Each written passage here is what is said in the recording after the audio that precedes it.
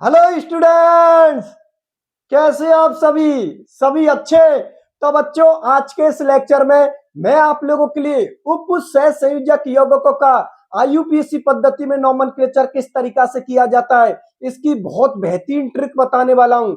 इस ट्रिक के थ्रू आप लोग किसी भी उप सह संयोजक यौगिकों का आसानी से आईयूपीएसी पद्धति में नोमेनक्लेचर कर सकते हो।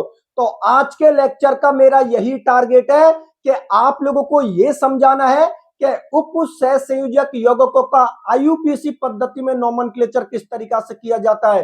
तो बच्चों, इस ट्रिक के अंदर मैं आप लोगों से 5 स्टेप फॉलो करके बताऊंगा। मतलब इस ट्रिक में मैं आप लोगों के लिए 5 स्टेप बताऊंगा और इन 5 स्टेपों को आप किसी भी उप सह संयोजक यौगिक पर अप्लाई करके जब उसका आईयूपीएसी पद्धति में नोमेनक्लेचर करोगे तो मैं 100% बोल सकता हूं किसी भी बच्चे का आईयूपीएसी पद्धति में नोमेनक्लेचर गलत नहीं होगा। ठीक है ना। तो मेरे साथ आप लोग वीडियो में लास्ट तक बने रहना। जैसा ही मेरा लेक्चर कंप्लीट होगा वैसे ही आप लोग किसी भी उपसय संयोजक यौगिकों का आसानी से आईयूपीएसी पद्धति में नोमेनक्लेचर कर सकते हो। ठीक है बच्चों, तो मैं मेरे ट्रिक के 5 स्टेपों को सबसे पहले आप लोगों के लिए बता देता हूं। 5 स्टेपों को बताने के बाद फिर मैं आप लोगों को सामने कुछ एग्जाम्पल लूंगा और उन एग्जाम्पलों पर इन 5 स्टेपों को मैं फॉलो करूंगा।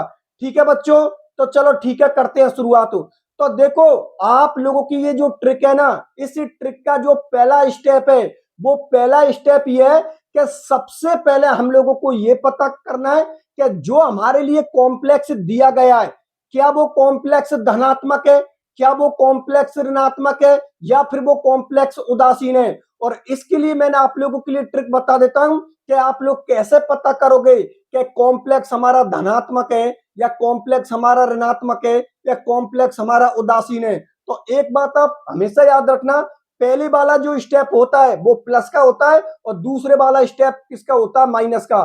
तो पहले वाले स्टेप को आप प्लस मान के चलोगे और दूसरे वाले स्टेप को माइनस मान के चलोगे। ठीक है ना। इस तरीका से आप धनात्मक, ऋणात्मक और उदासीन संकुलों की पहचान कर सकते हो। यदि आपका कॉम्प्लेक्स या आपका संकुल धनात्मक या उदासीन हुआ तो आप लोगों को सीधा मेटल का नाम लिखना है और उसकी ऑक्सीडेशन स्टेट को रोमन संख्या में लिखना है। लेकिन यदि आप लोगों का कॉम्प्लेक्स ऋणात्मक हुआ तो जब आप लोग मेटल का नाम लिखोगे तो मेटल के नाम के पीछे आप लोगों को 8 लगा देना है। ये ट्रिक का पहला स्टेप हो गया आप लोगों का।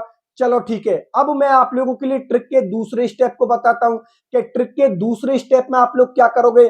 तो देखो बच्चों, ट्रिक के दूसरे स्टेप में आप ये करोगे कि कोऑर्डिनेशन कंपाउंडों का या उप सहसंयोजक यौगिकों का नाम हम 2 वर्डों में करते हैं। पहला नाम हम धनायन का करते हैं, फिर नाम हम ऋणायन का करते हैं। और धनायन और ऋणायन के बीच में हम थोड़ा सा रिक्त स्थान छोड़ देते हैं। जैसे पहले नोमेनक्लेचर किसका किया जाएगा, धनायन का किया जाएगा, फिर नोमेनक्लेचर किसका किया जाएगा, ऋणायन का किया जाएगा। और उस धनायन और ऋणायन के बीच में थोड़ा सा स्पेस दे देते हैं या थोड़ा सा हम रिक्त स्थान छोड़ देते हैं। ठीक है ना। ये अभी भी जो आपका स्टेप है ये दूसरा स्टेप चलता चल रहा है। ठीक है ना। अब दूसरे स्टेप के अंदर अगली चीज क्या है कि यदि कॉम्प्लेक्स से पहले या कॉम्प्लेक्स के बाद कुछ भी जुड़ा हुआ उसका सिर्फ आप लोग नाम लिखोगे, उसकी संख्या नहीं लिखते। मतलब कॉम्प्लेक्स से पहले जो भी चीज होती है, कॉम्प्लेक्स के बाद जो भी चीज होती है वो सिंपल आयन होते हैं और सिंपल आयनों को हमेशा नाम लिखा जाता है, उनकी संख्या नहीं लिखी जाती। चलो ठीक है। फिर नोमेनक्लेचर जब कॉम्प्लेक्सों का किया जाता है तो कॉम्प्लेक्स में पहले नोमेनक्लेचर किसका किया जाएगा, लिगेंडो का किया जाएगा। फिर नोमेनक्लेचर किसका किया जाएगा, मेटल का किया जाएगा और मेटल के साथ उसकी ऑक्सीडेशन स्टेट को हम रोमन संख्या में लिख देते हैं। ये आप लोगों के ट्रिक का दूसरा पॉइंट हो गया। मतलब ये आप लोगों का ट्रिक का दूसरा स्टेप हो गया। अब मैं आप लोगों के लिए ट्रिक के तीसरे स्टेप को बताता हूं कि ट्रिक का जो तीसरा स्टेप है वो क्या है। तो देखो बच्चों, यदि कोई कॉम्प्लेक्स है और यदि उस कॉम्प्लेक्स में एक से ज्यादा लिगेंड उपस्थित है तो उनका नाम आप अंग्रेजी वर्णमाला क्रम के अनुसार करोगे। जो लिगेंड अंग्रेजी वर्णमाला में पहले आएगा उसका नाम आप लोगों को पहले लिखना है और जो लिगेंड अंग्रेजी वर्णमाला में बाद में आएगा उसका नाम आप लोगों को बाद में लिखना है। जैसे कि माना कि कोई लिगेंड ऐसा हुआ जिसका पहला वर्ड ए से स्टार्ट हो रहा है और कोई लिगेंड ऐसा हुआ जिसका पहला वर्ड सी से स्टार्ट हो रहा है। तो कॉमन सी बात है, हम अच्छी तरीका से जानते हैं कि अंग्रेजी वर्णमाला में पहले कौन आता है ए, बाद में कौन आता है सी। तो पहले हम उस लिगेंड को लिखेंगे जिसका नाम ए से स्टार्ट हो रहा है और बाद में हम उस लिगेंड को नाम लिखेंगे जिसका वर्ड सी से स्टार्ट हो रहा है। बात आप लोग समझ में आ गई ना। ये ट्रिक का आप लोगों का कौन सा स्टेप हो गया, तीसरा स्टेप हो गया। अब मैं आप लोगों के लिए ट्रिक के चौथे स्टेप को बता देता हूं कि ट्रिक का चौथा स्टेप क्या है। तो चौथे स्टेप के अंदर बच्चों ये होता है कि माना कि हमारा कोई कॉम्प्लेक्स है, ठीक है ना, और उस कॉम्प्लेक्स के अंदर कोई लिगेंड ऐसा हुआ जिसमें लिगेंड के नाम में डाई, ट्राई, टेट्रा, पेंटा, हेक्सा ऐसा यदि उस लिगेंड के नाम में लिख रहा है तो आप लोग क्या करोगे, उस लिगेंड के नाम को छोटे कोष्टक में लिखोगे और यदि उस लिगेंडों की संख्या 2 हुई तो उनके नाम से पहले बिस लिख देना। यदि उन लिगेंडों की संख्या 3 हुई तो उनके नाम से पहले ट्रिस लिख दोगे। यदि उन लिगेंडों की संख्या 4 हुई तो उनके नाम से पहले आप लोग टेट्राकिस लिख दोगे और यदि उन लिगेंडों की संख्या 5 हुई तो उनके नाम से पहले आप लोग पेंटाकिस लिख दोगे और यदि उन लिगेंडों की संख्या 6 हुई तो उनके नाम से पहले आप लोग हेक्साकिस लिख दोगे, ठीक है ना, और लिगेंड के नाम को छोटे कोष्टक में लिख देंगे, ठीक है ना। एक बात आप लोग हमेशा याद रखना, ये जो लिगेंड होते हैं ना, ये या तो द्विदंतुक लिगेंड होते हैं या बहुदंतुक लिगेंड होते हैं, मतलब या तो बाइडेंटेट लिगेंड होते हैं या फिर पॉलीडेंटेट लिगेंड होते हैं। ये ट्रिक का कौन सा स्टेप हो गया, आप लोगों का चौथा स्टेप हो गया। अब मैं आप लोगों के लिए ट्रिक के 5वें स्टेप को बताता हूं कि ट्रिक का जो 5वां स्टेप है जो आप लोगों को फॉलो करना है वो कौन सा है। तो देखो बच्चों, ट्रिक का 5वां स्टेप ये है कि कोई कॉम्प्लेक्स है और उस कॉम्प्लेक्स के अंदर यदि कोई लिगेंड ब्रिज पोजीशन पे जुड़ा हुआ है तो जब उसके नाम को लिखेंगे तो उसके नाम से पहले हम लोग म्यू लिख देंगे। मतलब कोई लिगेंड ऐसा हुआ जो ब्रिज पोजीशन पे जुड़ा हुआ है तो जो लिगेंड ब्रिज पोजीशन पे जुड़ा हुआ है ना उसके नाम से पहले हम लोग म्यू लिखकर फिर उसका आईयूपीसी पद्धति में नोमेनक्लेचर करेंगे, ठीक है ना। ये बच्चों आप लोगों के ट्रिक का कौन सा पॉइंट हो गया, 5वां पॉइंट हो गया। तो जब भी आप लोग किसी भी उप सहसंयोजक यौगिकों का आईयूपीसी पद्धति में नोमेनक्लेचर करोगे तो बच्चों ये 5 स्टेप आप लोगों को फॉलो करने हैं और 5 स्टेप मैंने आप लोगों के लिए बता दिए। अब मैं कुछ एग्जाम्पल लेता हूं और उन एग्जाम्पलों पर इन 5 स्टेपों को आप लोगों के लिए फॉलो करके बताता हूं जिससे कि ये ट्रिक हमारी कंप्लीट होती है। तो देखो पूरा ध्यान आप लोग बोर्ड पर रखना, मैं एग्जाम्पल नंबर फर्स्ट ले रहा हूं, ठीक है ना। मैं एग्जाम्पल नंबर आप लोगों के सामने फर्स्ट ले रहा हूं, ये हो गया हमारा एग्जाम्पल नंबर 1 और एग्जाम्पल नंबर 1 में मैं ले रहा हूं K4FeCN का होल 6। ये कोई कॉम्प्लेक्स है, ठीक है ना, ध्यान से समझ के चलना। माना कि ये किसी ने आप लोगों के लिए कोई कॉम्प्लेक्स दे दिया और आप लोगों से पूछी कि भाई इस उप सहसंयोजक यौगिकों का आप लोग आईयूपीसी पद्धति में नोमेनक्लेचर कीजिए। तो आप लोगों को मेरे ट्रिक के बताए हुए 5 स्टेपों को फॉलो करना चालू कर देना। सबसे पहले स्टेप का पता करते हैं हम, मतलब सबसे पहले आप लोगों को अपना पहला स्टेप फॉलो करना है। पहले स्टेप के अंदर हम लोगों को यह पता करना है कि ये जो हमारा कॉम्प्लेक्स है ये कॉम्प्लेक्स हमारा धनात्मक है या ऋणात्मक है या उदासीन है। क्योंकि यदि हमारा कॉम्प्लेक्स धनात्मक या उदासीन हुआ तो हम सीधे मेटल का नाम लिखेंगे और उसकी ऑक्सीडेशन स्टेट लिखेंगे। लेकिन यदि हमारा ये कॉम्प्लेक्स ऋणात्मक हुआ तो फिर हम मेटल के नाम के पीछे 1 लगाएंगे। चलो ठीक है, चेक करते हैं। इसके लिए मैंने आप लोगों के लिए अभी तरीका बताया है कि पहला स्टेप हमेशा किसका होता है, प्लस का, और दूसरा स्टेप हमेशा कौन सा होता है, माइनस का। तो कॉमन सी बात है, ये कॉम्प्लेक्स से पहले आ रहा है तो इसको हम क्या बोलेंगे, प्लस, और ये कॉम्प्लेक्स के बाद आ रहा है तो इसको हम क्या बोलेंगे, माइनस। इसका मतलब एक बात हमारे समझ में आ गई क्या, कि इस कॉम्प्लेक्स पर कौन सा चार्ज आ रहा है, नेगेटिव चार्ज आ रहा है। इसका मतलब ये जो कॉम्प्लेक्स है वो कॉम्प्लेक्स का है ऋणात्मक संकुल। तो मैं यहां पर लिख देता हूं, ये जो कॉम्प्लेक्स है हमारा वो क्या है, ऋणात्मक संकुल, मतलब ऋणात्मक कॉम्प्लेक्स।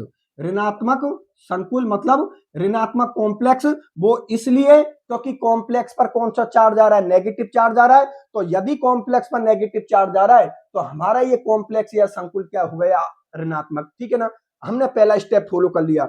याद रखना है पहला स्टेप आप लोगों को जरूर फॉलो करना है, क्योंकि यदि आप लोगों ने पहला स्टेप फॉलो नहीं किया तो आप लोग कैसे पता करोगे कि मेटल के नाम के पीछे हमें 8 लगाना है या नहीं लगाना। भाई डायरेक्ट मेटल का नाम लिखना है या मेटल के नाम के पीछे 8 लगाना है। तो ये तभी तो कर पाओगे जब आप लोगों को ये पता होगा कि कॉम्प्लेक्स धनात्मक है, कॉम्प्लेक्स ऋणात्मक है या कॉम्प्लेक्स उदासीन है। इसलिए पहला स्टेप हमेशा आप लोगों को फॉलो करके चलना है और उसमें यही पता लगाना है कि दिया गया कॉम्प्लेक्स धनात्मक है, ऋणात्मक है या उदासीन है। यदि कॉम्प्लेक्स धनात्मक या उदासीन हुआ तो सीधे मेटल का नाम लिखेंगे और उसकी ऑक्सीडेशन स्टेट लिखेंगे। लेकिन यदि कॉम्प्लेक्स ऋणात्मक हुआ तो मेटल के नाम के पीछे 8 लगाएंगे। अब कॉम्प्लेक्स हमारा कौन हो गया? ऋणात्मक हो गया। यदि कॉम्प्लेक्स हमारा ऋणात्मक हो गया तो कॉमन सी बात है, इस मेटल के नाम के पीछे 8 लगेगा। चलो ठीक है, इसका आईयूपीसी पद्धति में नोमेनक्लेचर करते हैं। अभी मैंने क्या बात बोली थी आप लोगों से दूसरे नंबर की ट्रिक में? दूसरे नंबर की ट्रिक में ये बात बोली थी कि पहले नाम किसका किया जाएगा? धनायन का किया जाएगा। उसके बाद नाम किसका किया जाएगा? ऋणायन का। और इस धनायन और ऋणायन का नोमेनक्लेचर करते वक्त उनके बीच में थोड़ा सा स्पेस देना है, और वो स्पेस कैसे देना है वो मैं आप लोगों के लिए बताता हूं। तो देखो बच्चों, सबसे पहले हम लोगों को क्या करना है, क्या इसका नाम करना है और फिर नाम किसका करना है? इसका करना है, और इन दोनों के बीच में थोड़ा सा स्पेस देना है। बात आप लोग समझ में आ गई ना? और कॉम्प्लेक्स से पहले या कॉम्प्लेक्स के बाद कुछ भी जुड़ा हुआ उसका सिर्फ हम नाम लिखेंगे, उसकी संख्या नहीं लिखेंगे। क्योंकि कॉम्प्लेक्स से पहले यहां पर कुछ जुड़ा हुआ है या कॉम्प्लेक्स के बाद यहां पर कुछ जुड़ा हुआ है, वो सिंपल आयन होते हैं और सिंपल आयनों का केवल नाम लिखा जाता है, उनकी संख्या को हम शो नहीं करते। जैसे कि ये 4 पोटेशियम है तो उसको हम टेट्रा पोटेशियम नहीं बोलेंगे, सिर्फ पोटेशियम बोलेंगे। चलो ठीक है, आईयूपीसी पद्धति में नोमेनक्लेचर करते हैं। तो देखो बच्चों, ये हो गया हमारा 4m, तो टेट्रा नहीं लिखेंगे, सिर्फ पोटेशियम लिखेंगे। और पहला वर्ड आप लोगों को क्या लिखना है? कैपिटल में। तो ये हो गया पोटेशियम। पोटेशियम। अब देखो, धनायन का नाम हो गया, तो जब ऋणायन का नाम स्टार्ट करेंगे तो थोड़ा सा यहां पर स्पेस दे देंगे, ठीक है ना? थोड़ा सा यहां पर स्पेस दे देंगे। और जब कॉम्प्लेक्स का नोमेनक्लेचर किया जाएगा तो कॉम्प्लेक्स के नोमेनक्लेचर में पहले नोमेनक्लेचर किसका किया जाएगा? लिगेंड का किया जाएगा। उसके बाद किसका किया जाएगा? मेटल का किया जाएगा। और मेटल के नाम के पीछे हम 8 लगाएंगे क्योंकि तो ऋणात्मक संकुल है, और उसकी ऑक्सीडेशन स्टेट को हम रोमन संख्या में लिखेंगे। याद रखना, पूरे आईयूपीएसी नोमेनक्लेचर में पहला वर्ड हमेशा किस में होता है? कैपिटल में होता है। उसके बाद जितने भी वर्ड आएंगे वो सभी वर्ड स्मॉल में आएंगे। ये बात आप लोगों को विशेषकर ध्यान में रखना है। और जब कॉम्प्लेक्स का नोमेनक्लेचर किया जाएगा तो पूरा एक सांस में किया जाएगा, एक रैम में किया जाएगा, कहीं पर भी आप लोगों को स्पेस नहीं देना है। चलो ठीक है, देखते हैं, करते हैं। तो देखो, ये नाम किसका हो गया? धनायन का हो गया। सिर्फ पोटेशियम लिखा है, उसकी संख्या को हमने शो नहीं किया, अर्थात इसको हमने टेट्रा पोटेशियम नहीं लिखा। चलो ठीक है, अब कॉम्प्लेक्स का नोमेनक्लेचर करते हैं। कॉम्प्लेक्स के नोमेनक्लेचर में पहले लिगेंड का करते हैं। तो देखो यहां पर क्या आएगा? 6 स्पेस दे दो, ठीक है ना? यहां पर थोड़ा सा स्पेस दे दो। और यहां पर 6 को हम क्या बोलते हैं? हेक्सा। तो यहां पर लिख दिया हेक्सा। सीएन लिगेंड को हम क्या बोलते हैं? साइनो। तो यहां पर लिख दो साइनो, ठीक है ना? लिगेंड का नाम हो गया। अब मेटल का नाम लिखेंगे और मेटल के नाम के पीछे 8 लगा देंगे। तो एफी को हम क्या बोलते हैं? फेरेट। इसको हम क्या बोलेंगे? फेरेट। क्योंकि मेटल के नाम के पीछे हम लोगों ने क्या लगा दिया? 8 लगा दिया। अब आप लोग इसकी ऑक्सीडेशन स्टेट को लिख दो। तो देखो, मेटल की ऑक्सीडेशन स्टेट निकालने का मैंने आप लोगों के लिए अलग से लेक्चर रखा है, उस लेक्चर को आप लोग जरूर देख लेना। वहां पर मैंने आप लोगों के लिए बताया है कि कोऑर्डिनेशन कंपाउंडों के अंदर या उपसहसंयोजक यौगिकों के अंदर मेटल की जब ऑक्सीडेशन स्टेट निकालते हैं तो उसका फॉर्मूला क्या होता है। सारी चीजें मैंने आप लोगों के लिए बता रखी है, लेकिन यहाँ पर एक बार फिर से मैं आप लोगों के लिए बता देता हूं मेटल की ऑक्सीडेशन स्टेट निकालना। तो देखो बच्चों, इस मेटल की ऑक्सीडेशन स्टेट निकालनी है हम लोगों को, तो इसको हम क्या मान लेंगे? एक्स मान लेंगे, ठीक है ना? तो यहां से करते हैं। देखो, ये कौन हो गए? हमारे 4 पोटेशियम, ठीक है ना? 4 पोटेशियम। एक पोटेशियम पर कितना चार्ज होता है आप लोगों को पता है? प्लस के वन होता है, ठीक है ना? अरे भाई, पोटेशियम कितने? 4। एक पोटेशियम पर कितना चार्ज होता है? प्लस के वन, ठीक है, प्लस। अब किसका मेटल की ऑक्सीडेशन स्टेट निकालनी है तो उसको क्या मान लो? एक्स मान लो। प्लस यहां पर ये सीएन लिगेंड कितने हैं? 6 सीएन लिगेंड है। सीएन लिगेंड कितने हैं? तो 6 लिख दी। अब आपको पता है सीएन पर कौन सा चार्ज होता है? माइनस के वन चार्ज होता है, तो यहां पर लिख दो आप लोग माइनस के वन। और देखो यहां पर कॉम्प्लेक्स पर, देखो यहां पर कोई भी चार्ज नहीं है, ठीक है ना? कॉम्प्लेक्स पर कोई भी चार्ज नहीं है, तो बराबर आप लोग क्या कर दो? 0 कर दो, ठीक है, कोई दिक्कत नहीं है। चलो उसको मल्टीप्लाई कर दो। ये प्लस के 4 हो गया, ये आप लोगों का x हो गया, इसको इससे मल्टीप्लाई करोगे तो माइनस के 6 बराबर आप लोगों को क्या हो गया? 0 हो गया। अब ये माइनस का उधर जाकर किसका हो जाएगा? प्लस का। और ये प्लस का उधर जाकर किसका हो जाएगा? माइनस का। तो मैं लिख देता हूं x बराबर ये हो गया माइनस के 4 और ये हो गया प्लस के 6। तो यहाँ पर x बराबर हमारा कितने आ जाएगा? प्लस के 2। मतलब यहाँ पर जो मेटल की ऑक्सीडेशन स्टेट निकल के आई है वो क्या निकल के आई है? प्लस के 2 निकल के आई है। और जो मेटल की ऑक्सीडेशन स्टेट को लिखेंगे उसको हम किस में लिखेंगे? रोमन संख्या में। तो प्लस के 2 को हम रोमन संख्या में कैसे लिखते हैं? ऐसे लिखते हैं, ये लो, ये लिख दी, इस तरीका से 2 को हम लिखते हैं और इस तरीका से बच्चों ये आईयूपीसी पद्धति में आप लोगों को नोमेनक्लेचर कंप्लीट होता है। मैं आप लोगों के लिए फिर बता देता हूं, पूरे आईयूपीसी नोमेनक्लेचर में पहला वर्ड हमेशा किस में लिखा जाएगा? कैपिटल में। उसके बाद सभी वर्ड किस में लिखे जाएंगे? स्मॉल में। और ये धनायन और ऋणायन के नोमेनक्लेचर करते वक्त थोड़ा सा स्पेस देना है आप लोगों का, लेकिन जब कॉम्प्लेक्स का नोमेनक्लेचर किया जाएगा तो पूरा एक सांस में किया जाएगा, इसमें आप लोग गैप नहीं दोगे, ठीक है ना। देखो मैंने एक पूरे सांस में लिखा है, कहीं पर भी गैप नहीं दिया है। गैप दिया जाएगा तो इस धनायन और ऋणायन के बीच में यहां पर थोड़ा दिया जाएगा। उसके बाद पूरा आईयूपीसी नोमेनक्लेचर आप लोगों को एक सांस में लिखना है। किसी भी स्टूडेंट को कोई दिक्कत नहीं है ना? चलो ठीक है, ये एग्जाम्पल नंबर फर्स्ट हमारा क्लियर होता है। अब मैं आप लोगों के सामने एग्जाम्पल नंबर सेकंड को लेता हूं और फिर उस पर ट्रिक को फॉलो करके देखता हूं। तो देख लो, एग्जाम्पल नंबर सेकंड को भी लिख देता हूं आप लोगों के सामने।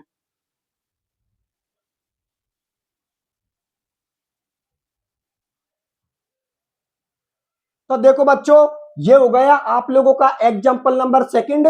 और अब इस एग्जाम्पल नंबर सेकंड पर मैं आप लोगों के लिए 5 स्टेपों को फॉलो करके बताता हूं। तो पहला स्टेप हमारा वही होगा। पहले स्टेप में हम लोगों को यह पता करना है कि दिया गया कॉम्प्लेक्स क्या धनात्मक है, क्या ऋणात्मक है, या फिर उदासीन है। चलो ठीक है, चेक करते हैं। मैंने आप लोगों से क्या बात बोली है कि पहले वाला स्टेप हमेशा पॉजिटिव मानना है और दूसरे वाला स्टेप हमेशा क्या मानना है? नेगेटिव। तो देखो यहां पर कॉम्प्लेक्स से पहले तो कुछ भी नहीं दे रखा है, लेकिन कॉम्प्लेक्स के बाद कुछ लिखा हुआ है। तो यदि कॉम्प्लेक्स के बाद कुछ लिखा हुआ है तो कॉम्प्लेक्स पहला स्टेप हो गया, और कॉम्प्लेक्स के बाद जो भी चीज जुड़ी है वो आप लोगों का दूसरा स्टेप हो गया। पहला स्टेप पॉजिटिव हो गया, दूसरा स्टेप नेगेटिव हो गया। चलो ठीक है, तो ये हमारा पहला स्टेप हो गया, इसको हमने प्लस मान लिया। ये दूसरा स्टेप हो गया तो इसको हम लोगों ने क्या मान लिया? इसका मतलब इसको हमने क्या मान लिया? माइनस मान लिया। तो इसका मतलब एक बात तो हम लोगों को पता लग गई कि हमारा जो कॉम्प्लेक्स है वो कॉम्प्लेक्स हम लोगों को कौन है? धनात्मक है। और यदि हमारा कॉम्प्लेक्स धनात्मक है तो यहां पर जब हम मेटल का नाम लिखेंगे तो डायरेक्ट हम मेटल का नाम लिखेंगे, उसके नाम के पीछे 8 हम नहीं लगाएंगे। जैसे कि सीयू को हम क्या बोलते हैं? कॉपर। तो डायरेक्ट इसका नाम लिखा जाएगा, इसके नाम के पीछे हम 8 नहीं लगाएंगे, क्योंकि कॉम्प्लेक्स हम लोगों का कौन सा है? धनात्मक। चलो ठीक है, आईयूपीसी पद्धति में नोमेनक्लेचर करते हैं। तो देखो बच्चों, पहले नोमेनक्लेचर किसका किया जाएगा? लिगेंड का। फिर किसका किया जाएगा? मेटल का। और यदि कॉम्प्लेक्स के बाद कुछ चीज जुड़ी है तो उसका सिर्फ नाम लिखेंगे, उसकी संख्या को हम नहीं लिखेंगे। चलो ठीक है, करते हैं स्टार्ट। देखो आईयूपीसी नोमेनक्लेचर कीजिए आप लोग उसका। 4 को हम क्या बोलते हैं? टेट्रा। तो पहला वर्ड कैपिटल में 1 2 ये लिख दिया आप लोगों ने, टेट्रा। अरे ठीक है ना, 4 को हम क्या बोलते हैं? टेट्रा। पहला वर्ड आप लोगों ने कैपिटल लिख दिया, सभी वर्ड आप लोगों को स्मॉल में लिखने हैं। 4 को हम क्या बोलते हैं? टेट्रा। NH3 लिगेंड को हम क्या बोलते हैं? एमेमीन। NH3 लिगेंड को हम क्या बोलते हैं? एमेमीन। और Cu को हम क्या बोलते हैं? कॉपर बोलते हैं। तो डायरेक्ट कॉपर लिख दो, क्योंकि ये आप लोगों का धनात्मक कॉम्प्लेक्स है। और यहां पर जो मेटल की ऑक्सीडेशन स्टेट निकलेगी वो कितनी निकलेगी? सेकंड निकलेगी। आप लोग निकाल के देख लेना, क्योंकि मैंने आप लोगों के लिए ऑक्सीडेशन स्टेट निकालना बता दिया। एक बात आप हमेशा याद रखना बच्चों, आप लोगों का पूरा आईयूपीसी नोमेनक्लेचर सही है, लेकिन गलती से आप लोगों ने ऑक्सीडेशन स्टेट गलत कर दी तो आप लोगों का पूरा आईयूपीसी नोमेनक्लेचर गलत माना जाएगा। इसलिए प्रत्येक बच्चे को आईयूपीसी पद्धति में जब नोमेनक्लेचर करोगे तो प्रत्येक बच्चे को ऑक्सीडेशन स्टेट निकालना आनी चाहिए, क्योंकि आप लोगों ने पूरा नाम सही किया है। और अगर ऑक्सीडेशन स्टेट को गलत कर दिया तो पूरा ही नाम आप लोगों का गलत होगा। इसलिए प्रत्येक बच्चे को ऑक्सीडेशन स्टेट निकालना आना चाहिए, और इसके लिए मैंने अलग से लेक्चर ले रखा है, आप लोग जाकर उस लेक्चर को देख लेना। ठीक है बच्चों, तो देखो नोमेनक्लेचर में पहला वर्ड क्या लिखा है? कैपिटल। और सभी वर्डों को मैं किस में लिखूंगा? स्मॉल में। तो 4 को हम क्या बोलते हैं? टेट्रा। NH3 को एमएमई लिगेंड। Cu को डायरेक्ट कॉपर इसलिए लिखा है क्योंकि हमारा धनात्मक संकुल है, और यहाँ पर इसकी ऑक्सीडेशन स्टेट कितनी निकल के आई है? सेकंड। तो ये नाम किसका हो गया? धनायन का नाम कंप्लीट हो गया। अब नोमेनक्लेचर किसका किया जाएगा? ऋणायन का। तो धनायन का नोमेनक्लेचर करने के बाद जब ऋणायन का नोमेनक्लेचर करेंगे तो थोड़ा सा स्पेस देना है, मतलब थोड़ा सा गैप देना है। तो यहां पर थोड़ा सा गैप दे दो, और यहां पर क्या लिखोगे आप लोग? सिर्फ क्लोराइड लिखोगे। यहां पर इसको डाइक्लोराइड नहीं लिखेंगे, क्योंकि कॉम्प्लेक्स से पहले या कॉम्प्लेक्स के बाद कुछ भी जुड़ा हुआ उसका सिर्फ नाम लिखा जाता है, उसकी संख्या को हम नहीं लिखते। तो यहां पर डाइक्लोराइड ना लिख के मैं सिर्फ क्लोराइड लिखूंगा, थोड़ा सा स्पेस देके। तो यहां पर लिख दो बच्चों आप लोग क्लोराइड, और इस तरीका से इसका नोमेनक्लेचर कंप्लीट होता है। बात आप लोग समझ में आ गई? चलो ठीक है, बहुत अच्छी बात है। अब मैं एग्जाम्पल नंबर 3 को लेता हूं। तो देखो एग्जाम्पल नंबर 3 को, इसको मिटा देता हूं और एग्जाम्पल नंबर 3 को लेता हूं। तो देखो बच्चों, ये हो गया आप लोगों का एग्जाम्पल नंबर 3। और इस एग्जाम्पल नंबर 3 के अंदर भी अपनी ट्रिक को फॉलो करके देखते हैं। ट्रिक का पहला स्टेप यही होगा, हम लोगों को ये पता करना है कि कॉम्प्लेक्स धनात्मक है, कॉम्प्लेक्स ऋणात्मक है या कॉम्प्लेक्स उदासीन है। तो देखो इस प्रकार के कॉम्प्लेक्सों में तो कोई दिक्कत ही नहीं है, क्योंकि सामने वाले ने पहले से ही इस कॉम्प्लेक्स पर क्या दे रखा, प्लस के 3, और इस कॉम्प्लेक्स पर क्या दे रखा, माइनस के 3। तो यहां पर तो पहचान करने की कोई जरूरत ही नहीं है, क्योंकि इनकी तो शकल देखते ही पता लग रहा है कि ये जो कॉम्प्लेक्स है, ये कॉम्प्लेक्स कौन सा है, धनात्मक कॉम्प्लेक्स है, क्योंकि इस पर प्लस के 3 चार्ज है। और ये कॉम्प्लेक्स कौन सा, ऋणात्मक कॉम्प्लेक्स है, क्योंकि कॉम्प्लेक्स पर कौन सा, माइनस के 3। तो यहां पर हम डायरेक्ट मेटल का नाम लिखेंगे और उसकी ऑक्सीडेशन स्टेट लिखेंगे। लेकिन इस कॉम्प्लेक्स का आईयूपीएसी पद्धति में नोमेनक्लेचर करते वक्त इस मेटल के नाम के पीछे हम लोगों को 8 लगाना है, क्योंकि ये कॉम्प्लेक्स हम लोगों को कौन सा, ऋणात्मक। चलो ठीक है, आईयूपीएसी पद्धति में नोमेनक्लेचर स्टार्ट करते हैं। पहला वर्ड आप लोगों को क्या रखना है, कैपिटल रखना है। फिर सभी वर्ड आप लोगों को क्या रखने हैं, स्मॉल रखने हैं। बोर्ड पर देखते रहना, मैं आईयूपीएसी पद्धति में नोमेनक्लेचर करता हूं। सबसे पहले नोमेनक्लेचर किसका किया जाएगा, लिगेंड का किया जाएगा। फिर नोमेनक्लेचर किसका किया जाएगा, मेटल का। तो हम लिगेंड का करते हैं। देखो बच्चों, 6 को हम क्या बोलते हैं, हेक्सा। तो पहला वर्ड आप लोग कैपिटल में लिख दो। यहां पर लिख दिया मैंने, हेक्सा लिख दिया, ठीक है। NH3 लिगेंड को हम एमेमीन बोलते हैं, तो एमेमीन लिख दो। यहां पर ये धनात्मक कॉम्प्लेक्स है, तो डायरेक्ट हम क्या लिखेंगे, कोबाल्ट, ठीक है ना। इसका डायरेक्ट नाम लिखेंगे कोबाल्ट। और इसकी ऑक्सीडेशन स्टेट निकाल के देख लेना बच्चों, इसकी ऑक्सीडेशन स्टेट कितनी निकलेगी, प्लस के 3। आप लोगों के लिए ऑक्सीडेशन स्टेट निकालना बता रखा है। मैं बार बार में एक ही बात बोल रहा हूं कि प्रत्येक बच्चे को ऑक्सीडेशन स्टेट निकालना आना चाहिए, ठीक है ना। ये बहुत जरूरी स्टेप है इसलिए।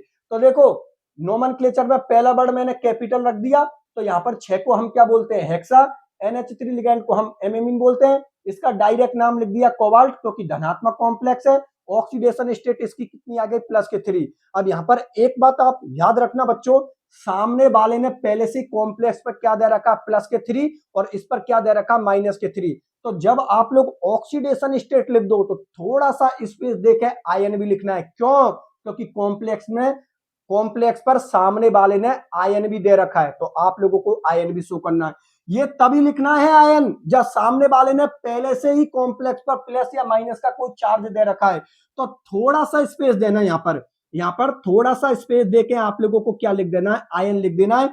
वो इसलिए आयन लिखने की बोल रहा हूं क्योंकि कॉम्प्लेक्स पर सामने वाले ने पहले से ही कोई आयन दे रखा है। तो यदि कॉम्प्लेक्स पर सामने वाले ने कोई आयन दे रखा है तो आप लोगों को आयन भी शो करना पड़ेगा। तो देखो बच्चों, इसका आईयूपीएसी पद्धति में नोमेनक्लेचर कंप्लीट हो गया, मतलब नोमेनक्लेचर हमारा धनायन का कंप्लीट हो गया। अब नोमेनक्लेचर हम किसका करेंगे, ऋणायन का करेंगे। तो धनायन से जब ऋणायन का नोमेनक्लेचर किया जाएगा तो थोड़ा सा स्पेस दिया जाएगा। तो अब मैं थोड़ा सा स्पेस देके इसका आईयूपीएसी पद्धति में नोमेनक्लेचर स्टार्ट करता हूं। तो तरीका वही होगा, पहले नोमेनक्लेचर किसका किया जाएगा, लिगेंड का, फिर किसका किया जाएगा, मेटल का। चलो ठीक है, स्टार्ट करते हैं। देखो बच्चों, 3 को क्या बोलते हैं, हम ट्राई बोलते हैं। थोड़ा सा स्पेस दे दिया, फिर लिख दिया, 3 को ट्राई बोलते हैं। और ये जो C2O4 लिगेंड है इसको बोलते हैं ऑक्जिलेटो लिगेंड। तो मैंने लिख दिया, ये हो गया हमारा ऑक्जिलेटो लिगेंड। तो ये हो गया ट्राई ऑक्जिलेटो। और ये हमारा जो कॉम्प्लेक्स है वो कॉम्प्लेक्स कौन सा, ऋणात्मक कॉम्प्लेक्स है। तो कॉमन सी बात है, मेटल के नाम के पीछे हम लोगों को 8 लगाना है। तो जब मेटल के नाम के पीछे 8 लगाओगे तो वैसे तो ये कौन होता है, क्रोमियम होता है। लेकिन यहां पर मेटल के नाम के पीछे 8 लगेगा तो इसका नाम हो जाएगा क्रोमेट। तो मैं लिख देता हूं, उसका नाम हो गया क्रोमेट। इसका नाम क्या हो गया, क्रोमेट हो गया, क्योंकि कॉम्प्लेक्स हम लोगों को कौन सा, ऋणात्मक। ठीक है ना, ट्राई ऑक्जिलेटो क्रोमेट। और इसकी ऑक्सीडेशन स्टेट निकली है बच्चों प्लस के 3, प्लस के 3। तो रोमन संख्या में इस तरीका से आप लोग प्लस के 3 को लिख दो। बात आप लोग समझ में आ गई ना। और देखो यहां पर कॉम्प्लेक्स पर कोई ना कोई चार्ज सामने वाले ने पहले से दे रखा है, तो यहाँ पर थोड़ा सा स्पेस देके आप लोग आयन भी लिख दो। तो थोड़ा सा स्पेस देना और यहाँ पर क्या लिख दोगे, आयन लिख दोगे। और इस तरीका से इसका भी आईयूपीएसी पद्धति में नोमेनक्लेचर कंप्लीट होता है। बात आप लोग समझ में आ गई ना। ये 5 स्टेपों को फॉलो करते करते ही आप लोगों को आईयूपीएसी पद्धति में नोमेनक्लेचर करना है। तो कि जो बच्चा इन 5 स्टेपों को फॉलो करके नोमेनक्लेचर करेगा उनका कभी भी नोमेनक्लेचर गलत नहीं होगा। ये बात मैं 100% बोल सकता हूं। नोमेनक्लेचर उन्हीं बच्चों का गलत होगा जो स्टेप को तोड़ के चलेंगे। बात आप लोग समझ में आ गई ना। तो यहां पर कोई दिक्कत नहीं है।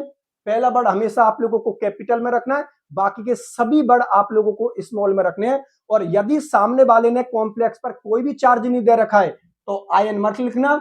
लेकिन यदि सामने वाले ने कॉम्प्लेक्स पर कोई प्लस या माइनस चार्ज दे रखा है तो ऑक्सीडेशन स्टेट लिखने के बाद थोड़ा सा स्पेस देकर आप लोगों को आयन भी लिखना है। बात आप लोग समझ में आ गई। चलो ठीक है, अब मैं आप लोगों के लिए एग्जाम्पल नंबर 4 को लेता हूं। तो देख लो बच्चों एग्जाम्पल नंबर 4 को भी।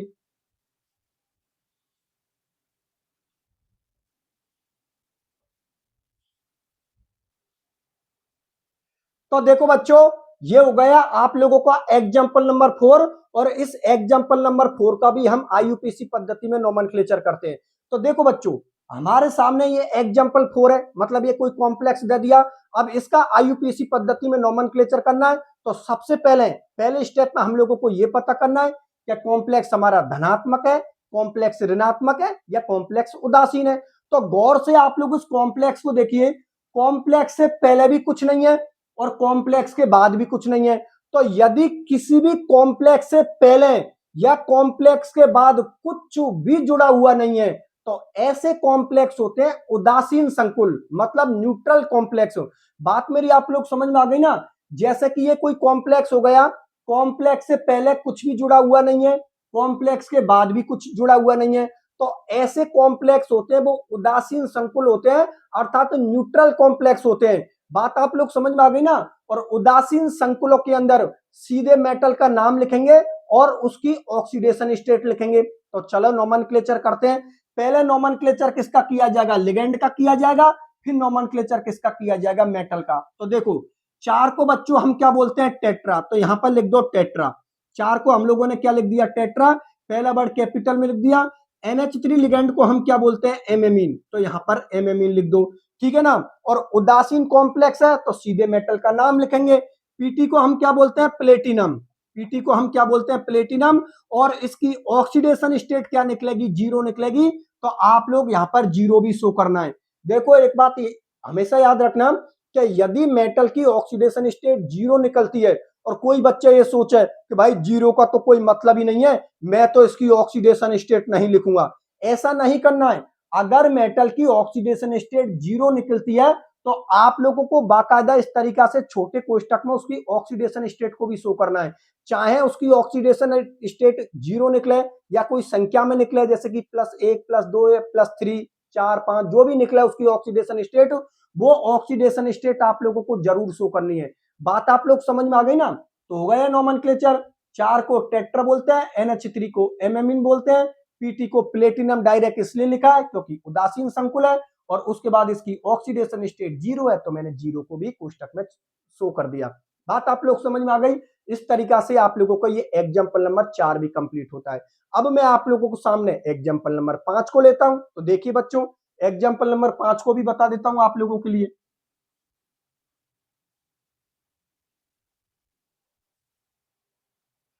तो देखो बच्चों ये हो गया आप लोगों का एग्जाम्पल नंबर 5। और इस एग्जाम्पल नंबर 5 का भी हम आईयूपीएसी पद्धति में नोमेनक्लेचर स्टार्ट करते हैं।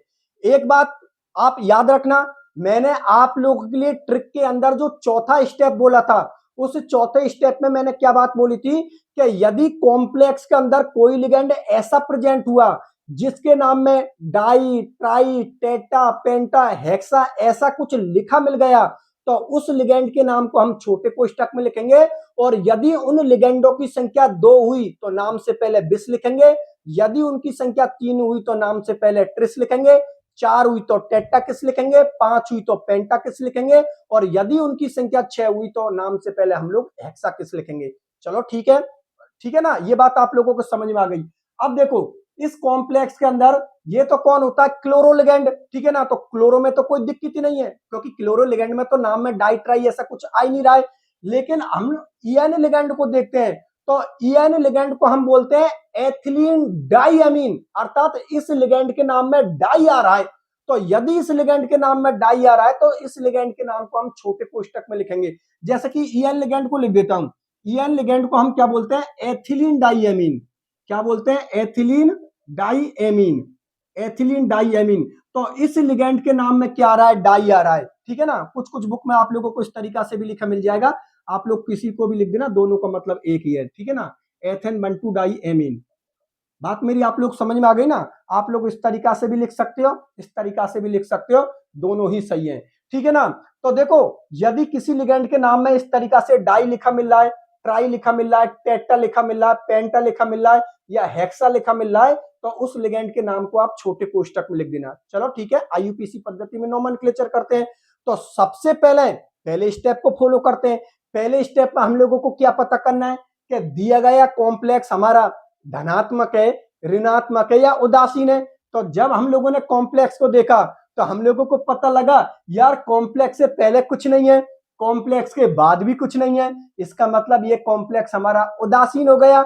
उदासीन कॉम्प्लेक्स का मतलब समझे आप लोग? कॉम्प्लेक्स से पहले भी कुछ नहीं होना और कॉम्प्लेक्स के बाद भी कुछ नहीं होना, ऐसे कॉम्प्लेक्स उदासीन कॉम्प्लेक्स होते हैं। और उदासीन कॉम्प्लेक्सों के अंदर या उदासीन संकुलों के अंदर जब हम मेटल का नाम लिखेंगे तो डायरेक्ट मेटल का नाम लिखेंगे, उसके नाम के पीछे हम एट नहीं लगाएंगे। चलो ठीक है, नोमेनक्लेचर स्टार्ट करते हैं। देखो बच्चों, यहां पर ये इस कॉम्प्लेक्स में कितने लिगेंड है? दो लिगेंड है। एक लिगेंड हमारा एथिलीन डाइएमीन है और एक लिगेंड हमारा क्लोरो है। सीएल लिगेंड हमारा कौन सा होता है? क्लोरो। सीएल माइनस लिगेंड हमारा क्या होता है? क्लोरो लिगेंड होता है। तो देखो, यहां पर कॉम्प्लेक्स में एक से ज्यादा लिगेंड है, तो अब प्रॉब्लम ये हो गई कि भाई पहले किस लिगेंड को लिखें। तो इसके लिए आप लोगों को अंग्रेजी वर्णमाला क्रम वाला स्टेप फॉलो करना है कि जो लिगेंड अंग्रेजी वर्णमाला में पहले आता है उस लिगेंड को आप लोग पहले लिखोगे और जो लिगेंड अंग्रेजी वर्णमाला में बाद में आता है उसको आप लोग बाद में लिखोगे। यहां पर देखिए, ईएन लिगेंड में पहला वर्ड किससे हो रहा है? ई से स्टार्ट, एथिलीन डाइएमीन। और सीएल माइनस लिगेंड में पहला वर्ड किससे हो रहा है? सी से स्टार्ट हो रहा है। तो हम लोग अच्छी तरीका से जानते हैं कि अंग्रेजी वर्णमाला में पहले कौन आता है? सी आता है, उसके बाद में कौन आता है? ई। तो पहले हम कौन से लिगेंड को लिखेंगे? क्लोरो लिगेंड को। और क्लोरो लिगेंड को लिखने के बाद हम किस लिगेंड को लिखेंगे? एथिलीन डाइएमीन को। ठीक है ना। तो लिख दो। देखो यहां पर दो को हम क्या बोलते हैं? डाई। तो पहला वर्ड किस में लिखोगे? कैपिटल में। मैंने लिख दिया डाई। सीएल लिगेंड को हम क्या बोलते हैं? क्लोरो। तो मैंने क्लोरो लिख दिया। ठीक है ना। दो को हम क्या बोलते हैं? डाई। और सीएल को क्लोरो लिगेंड लिखते हैं। अब नोमेनक्लेचर किसका किया जाएगा? एथिलीन डाइएमीन का। एथिलीन डाइएमीन की संख्या यहां पर कितनी है? दो। तो नाम से पहले हम लोगों को क्या लिखना है? 20, जो अभी बताई थी मैंने आप लोगों के लिए। देखो एथिलीन डाइएमीन की संख्या यहां पर कितनी है? दो। तो नाम से पहले हम लोग क्या लिखेंगे? 20। तो इस तरीका से मैंने 20 लिख दिया और इस लिगेंड के नाम को छोटे कोष्टक में लिख दो, ये एथिलीन डाइएमीन। ये ट्रिक का कौन सा पॉइंट है आप लोगों का? चौथे पॉइंट में यही बात बोली है, एथिलीन डाइएमीन। ठीक है ना, एथिलीन डाइएमीन। और ये लिगेंड या तो द्विदंतुक लिगेंड होते हैं या फिर आप लोगों के बहुदंतुक लिगेंड होते हैं। ये भी बात मैं आप लोगों के लिए बता चुका हूं। तो देखो बच्चों, ये हो गया डाई क्लोरो। ठीक है ना, दो लिगेंड है तो नाम से पहले 20 लिख दिया, इस लिगेंड के नाम को छोटे कोष्टक में लिख दिया। आप किसका नाम लिखोगे? आप मेटल का। तो डायरेक्ट लिख दिए प्लेटिनम, ये लिख दिया आप लोगों ने प्लेटिनम। और बच्चों इसकी ऑक्सीडेशन स्टेट निकल के आएगी, वो कितनी निकल के आएगी? प्लस के दो। प्लस के दो को हम रोमन संख्या में इस तरीका से लिखते हैं और इस तरीका से इसका आईयूपीसी पद्धति में नोमेनक्लेचर क्लियर होता है। बात मेरी आप लोग समझ में आ गई ना? मैं फिर बता देता हूं आप लोगों के लिए, ये ट्रिक का कौन सा पॉइंट है आप लोगों का, या ये ट्रिक का कौन सा स्टेप है आप लोगों का? चौथा स्टेप। और चौथे स्टेप में मैंने क्या बात बोली है? मैंने ये बात बोली है कि यदि किसी लिगेंड के नाम में इस तरीका से डाई ट्राई टेट्रा पेंटा हेक्सा कुछ लिखा मिल गया तो उस लिगेंड के नाम को हम छोटे कोष्टक में लिखेंगे। और यदि उन लिगेंडों की संख्या 2 हुई तो नाम से पहले 20 लिखोगे। यदि इनकी संख्या यहाँ पर 3 होती तो यहाँ पर क्या लिखते? ट्रिस। यदि यहाँ पर 4 होती तो यहाँ पर टेट्राकिस लिखते। यदि यहाँ पर 5 लिखा होता तो यहाँ पर पेंटाकिस लिखते। और यदि यहाँ पर 6 लिखा होता तो यहाँ पर आप लोग क्या लिखते? हेक्साकिस। बात आप लोग समझ में आ गई ना? और ये उदासीन संकुल है तो डायरेक्ट मेटल का नाम लिख दिया। और ऑक्सीडेशन स्टेट निकाल के देख लेना, इसकी ऑक्सीडेशन स्टेट प्लस के 2 आती है, जो कि मैंने रोमन संख्या में इस तरीका से लिख दी। बात आप लोगों को समझ में आ गई। और ये बात मैंने आप लोगों के लिए स्टेप 3 में बता दी कि यदि कॉम्प्लेक्स में एक से ज्यादा लिगेंड उपस्थित हो तो उनका नाम अंग्रेजी वर्णमाला में क्रम अंग्रेजी वर्णमाला क्रम में किया जाएगा। जो लिगेंड अंग्रेजी वर्णमाला में पहले आएगा उसके नाम को पहले लिखेंगे और जो लिगेंड अंग्रेजी वर्णमाला में बाद में आएगा उसके नाम को हम बाद में लिखेंगे। ये ट्रिक का आप लोगों का तीसरा स्टेप था। बात समझ में आ गई? चलो ठीक है। अब मैं आप लोगों के लिए एक एग्जाम्पल और ले लेता हूं और ये जो छठे नंबर का एग्जाम्पल लेने वाला हूं बच्चों, ये मैं ब्रिज लिगेंडों का लेने वाला हूं और इस ब्रिज लिगेंड के साथ ही आप लोगों की ये जो ट्रिक की 5 स्टेप है ना, ये पांचों स्टेप कंप्लीट फॉलो हो जाएंगे सभी एग्जाम्पलों पर। बात समझ में आ गई? चलो ठीक है, तो एग्जाम्पल नंबर 6 को भी लेते हैं हम लोग।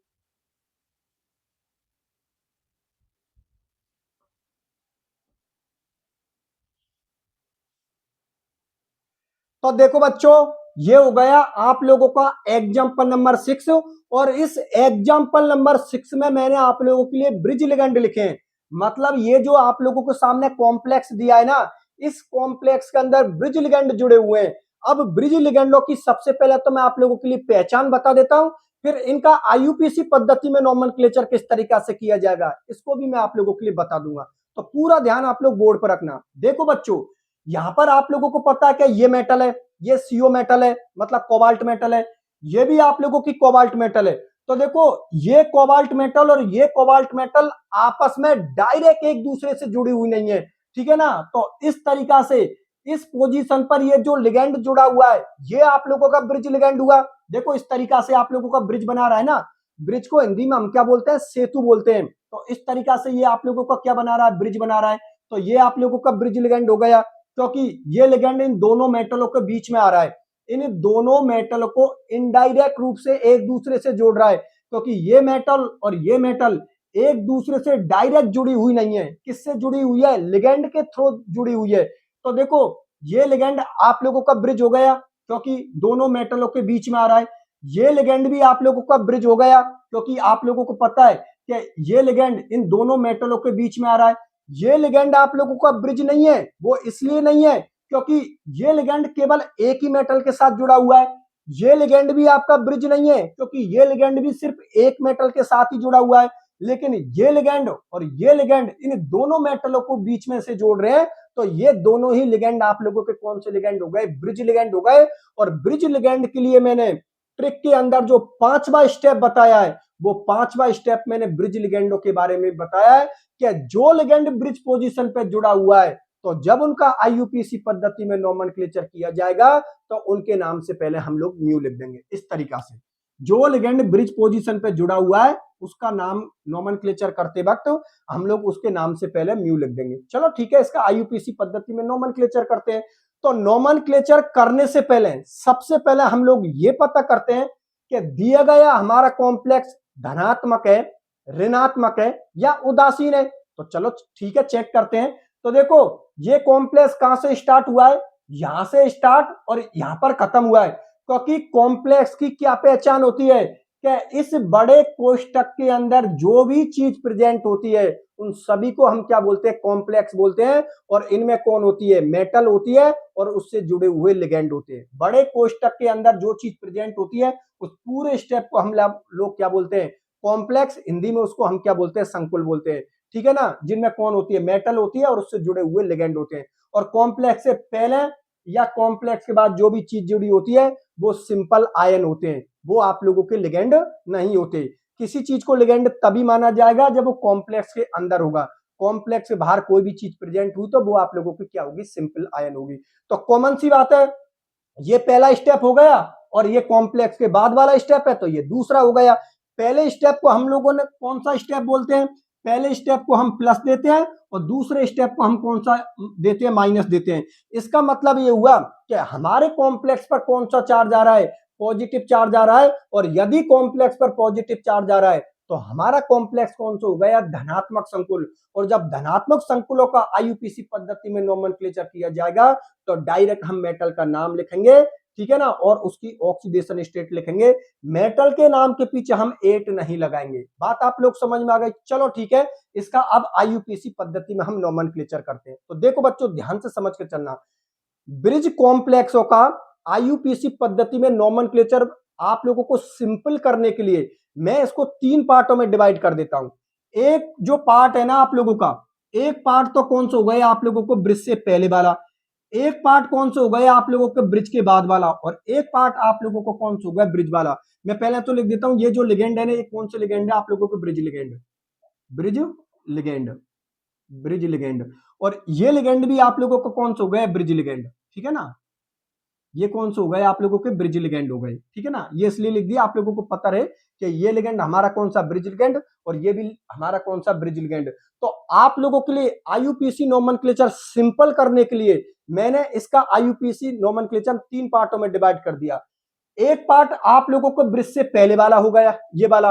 एक पार्ट आप लोगों के ब्रिज वाला हो गया, और एक पार्ट आप लोगों के ब्रिज के बाद वाला हो गया। मैं इनको लिख देता हूं, ये हो गया आप लोगों का पार्ट फर्स्ट, ये हो गया आप लोगों का पार्ट फर्स्ट, ये हो गया आप लोगों का पार्ट सेकंड, और ये हो गया आप लोगों का पार्ट थर्ड, ठीक है ना। एक बार फिर से बता देता हूं बच्चों, ब्रिज कॉम्प्लेक्सों का आईयूपीएसी नोमेनक्लेचर सिंपल करने के लिए मैंने इस नोमेनक्लेचर को कितने पार्ट में डिवाइड कर दिया, 3 पार्ट में डिवाइड कर दिया। एक पार्ट तो आप लोगों का कौन सा हो गया, ब्रिज लिगेंडो का। एक पार्ट कौन सा हो गया आप लोगों को, ब्रिज से पहले वाला, जिसको पार्ट फर्स्ट बोल दिया। और एक पार्ट कौन सा हो गया, ब्रिज लिगेंडो के बाद वाला, जिसको मैंने क्या दे दिया, पार्ट थर्ड। तो सबसे पहले आईयूपीएसी नोमेनक्लेचर किसका किया जाएगा, पार्ट फर्स्ट का किया जाएगा, फिर किसका किया जाएगा, पार्ट सेकंड का किया जाएगा, फिर आईयूपीएसी नोमेनक्लेचर किसका किया जाएगा, पार्ट थर्ड का। चलो ठीक है, अब स्टार्ट करते हैं। तो पूरा ध्यान बोर्ड की तरफ रखना। देखो बच्चों, सबसे पहले आईयूपीएसी नोमेनक्लेचर हम पार्ट फर्स्ट का करते हैं। तो देखो पार्ट फर्स्ट में वही तरीका होगा, पहले नोमेनक्लेचर किसका किया जाएगा, लिगेंड का किया जाएगा, फिर नोमेनक्लेचर किसका किया जाएगा, मेटल का किया जाएगा। तो देखो करते हैं। 4 को हम क्या बोलते हैं, टेट्रा। तो पहला वर्ड आप लोग कैपिटल में लिख दो, ये लिख दिया मैंने, टेट्रा, ठीक है ना। H2O लिगेंड को हम क्या बोलते हैं, एक्वा। तो यहां पर लिख दो बच्चों आप लोग, एक्वा, ठीक है ना। H2 लिगेंड को हम क्या बोलते हैं, एक्वा, तो एक्वा लिख दिया, ठीक है ना। CO को हम क्या बोलते हैं, कोबाल्ट। डायरेक्ट कोबाल्ट लिखेंगे क्योंकि धनात्मक संकुल है। और इसकी ऑक्सीडेशन स्टेट वाला जो स्टेप है ना, इसको मैंने थोड़ी देर छोड़ दिया, क्योंकि ऑक्सीडेशन स्टेट निकालना इसकी मैं बताऊंगा कि जो हमारे ब्रिज कॉम्प्लेक्स होते हैं उनकी ऑक्सीडेशन स्टेट को हम किस तरीका से निकालते हैं, ठीक है ना। अभी बताऊंगा, इसलिए मैंने ये वाला स्टेप छोड़ दिया। अब इसका आईयूपीएसी पद्धति में नोमेनक्लेचर हो गया। अब नंबर किसका है, इस वाले का, तो इसका नोमेनक्लेचर करते हैं। और पूरा नोमेनक्लेचर एक सांस में करना है यहां तक, ठीक है ना। जैसे ही कॉम्प्लेक्स का नोमेनक्लेचर होगा यहां तक पूरा एक सांस में करना है। फिर इसके बाद जब इस स्टेप पाएंगे तो थोड़ा सा गैप देना है, क्योंकि धनान के बाद जब ऋणान का नाम लिखेंगे तो थोड़ा सा स्पेस हम लोग देंगे, ठीक है ना। अब नोमेनक्लेचर इसका करते हैं, इसका तो हो गया, अब इसका करते हैं। तो जो लिगेंड ब्रिज पोजीशन पर जुड़े हुए हैं उनके नाम से पहले हम लोगों को क्या लिखना है, म्यू। अब दिक्कत ये हो गई कि पहले हम NH2 लिगेंड को लिखें या पहले हम NO2 लिगेंड को लिखें। तो फिर अंग्रेजी वर्णमाला क्रम पे आ जाओ। अंग्रेजी वर्णमाला में पहले कौन आता है आप लोगों का, एमिडो। NH2 लिगेंड को हम क्या बोलते हैं, एमिडो। मैं लिख देता हूं, ये जो NH2 लिगेंड होता है इसको हम क्या बोलते हैं, एमिडो। और जो NO2 लिगेंड होता है, ये माइनस चार्ज होते हैं दोनों पर, और इसको हम क्या बोलते हैं, नाइट्रो, ठीक है ना। इस NH2 माइनस लिगेंड को हम क्या बोलते हैं, एमिडो, और इस NO2 माइनस लिगेंड को हम क्या बोलते हैं, नाइट्रो। तो अंग्रेजी वर्णमाला में इसका पहला वर्ड क्या है, ए, और अंग्रेजी वर्णमाला में इसका पहला वर्ड कौन है, एन। तो हम लोग अच्छी तरीका से जानते हैं कि अंग्रेजी वर्णमाला में पहले कौन आता है, ए, और बाद में कौन आता है, एन। इसका मतलब पहले हम किसको लिखेंगे, एमिडो लिगेंड को, और फिर हम किसको लिखेंगे, नाइट्रो लिगेंड को। क्योंकि एमिडो लिगेंड में जो ए आ रहा है वो अंग्रेजी वर्णमाला में पहले आता है, और NH2 माइनस लिगेंड में जो एन आता है वो अंग्रेजी वर्णमाला में बाद में आता है। चलो ठीक है, तो देखो इसको लिखते हैं। तो इसके नाम से पहले क्या लिखेंगे, म्यू। तो लिख दो बच्चों, यहां पर लिख दो म्यू एमिडो, म्यू एमिडो। अब इस लिगेंड को लिख दो, क्या लिखोगे, mu nitro, mu amido, mu nitro. जो भी लिगेंड ब्रिज पोजीशन पे उसके नाम से पहले म्यू लिख दिया। ये भी ब्रिज पोजीशन पे तो उसके नाम से पहले हम लोगों ने म्यू लिख दिया। अब कंप्लीट पार्ट फर्स्ट का नोमेनक्लेचर हो गया, पार्ट सेकंड का नोमेनक्लेचर हो गया, क्योंकि पार्ट सेकंड में तो केवल ब्रिज वाले ही लिगेंड है, तो दोनों का नोमेनक्लेचर कर दिया। अब नोमेनक्लेचर किसका किया जाएगा, पार्ट थर्ड का। तो तरीका वही होगा, पहले नोमेनक्लेचर किसका किया जाएगा, लिगेंड का, उसके बाद नोमेनक्लेचर किसका किया जाएगा, मेटल का। चलो ठीक है, करते हैं। तो देखो 4 को हम क्या बोलते हैं, टेट्रा, लिख दो, ये लिख दिया मैंने, टेट्रा, ठीक है ना। NH3 को हम क्या बोलते हैं, एमेमीन, तो एमेमीन बोल दो, ठीक है ना। कंप्लीट हो गया। अब आप मेटल को लिख दो, मेटल को हम क्या बोलते हैं, कोबाल्ट, तो कोबाल्ट लिख दो, ये लो कोबाल्ट। और इसकी ऑक्सीडेशन स्टेट वाला जो स्टेप है वो मैंने यहाँ पर खाली छोड़ दिया, क्योंकि अभी ऑक्सीडेशन स्टेट मैं आप लोगों के लिए निकाल के बताऊंगा, तो अभी लिख देंगे उसको, ठीक है ना। अब आपको पता है इस पूरे कॉम्प्लेक्स का नोमेनक्लेचर हम लोगों ने कंप्लीट कर दिया। मतलब धनायन का नोमेनक्लेचर हमारा कंप्लीट हो गया। अब हम ऋणायन का नोमेनक्लेचर करेंगे। तो ऋणायन का नोमेनक्लेचर करेंगे तो यहां पर थोड़ा सा स्पेस देंगे। तो मेरे पास तो जगह नहीं है, तो मैं यहां पर लिख दूंगा, ठीक है ना। और इसको हम केवल क्लोराइड लिखेंगे, इसको टेट्रा क्लोराइड नहीं लिखेंगे, क्योंकि बच्चों ये सिंपल आयन होता है, ठीक है ना। ये कौन होता है? सिंपल आयन होता है। और सिंपल आयनों का सिर्फ हम क्या लिखते हैं? नाम लिखते हैं, उनकी संख्या को शो नहीं करते। तो यहां पर इसको हम टेट्रा क्लोराइड नहीं लिखेंगे, सिर्फ क्लोराइड लिखेंगे। तो लिख दो, यहां पर स्पेस देना थोड़ा सा, और यहां पर लिख दो क्लोराइड, ठीक है ना। यहां पर आप लोगों ने क्या लिख दिया? क्लोराइड। इस तरीका से इसका आईयूपीएसी पद्धति में नोमेनक्लेचर कंप्लीट होता है। लेकिन अभी भी ऑक्सीडेशन स्टेट मैंने शो नहीं करी है। अब मैं आप लोगों के लिए ऑक्सीडेशन स्टेट निकाल के बता देता हूं, और फिर उस ऑक्सीडेशन स्टेट को यहां पर रोमन संख्या में लिख देना, ठीक है। चलो ठीक है, निकालते हैं। देखो बच्चों, यहां से नोमेनक्लेचर, यहां से मैं ऑक्सीडेशन स्टेट निकालना स्टार्ट करता हूं। देखो यहां पर मैं लिख देता हूं, ये तो आप लोगों का नाम हो गया, मैं इस तरीका से कर देता हूं, ये नाम हो गया। अब हम ऑक्सीडेशन स्टेट निकालते हैं। ओएस मतलब ऑक्सीडेशन स्टेट। अब देखो ऑक्सीडेशन स्टेट निकालते, पूरा ध्यान बोर्ड पर रखना। ये क्या लिख दिया? 4, 4 मल्टीप्लाई, ठीक है ना। H2O एक उदासीन लिगैंड होता है, और उदासीन लिगैंड पर चार्ज क्या होता है? 0। तो यहां पर क्या लिख दो आप लोग? 0 लिख दो, प्लस। अब देखो यहां पर इसकी, ये मेटल है, तो मेटल की ऑक्सीडेशन स्टेट हमको निकालनी है, तो उसको हम लोगों ने क्या मान लिया? X मान लिया, प्लस, ठीक है।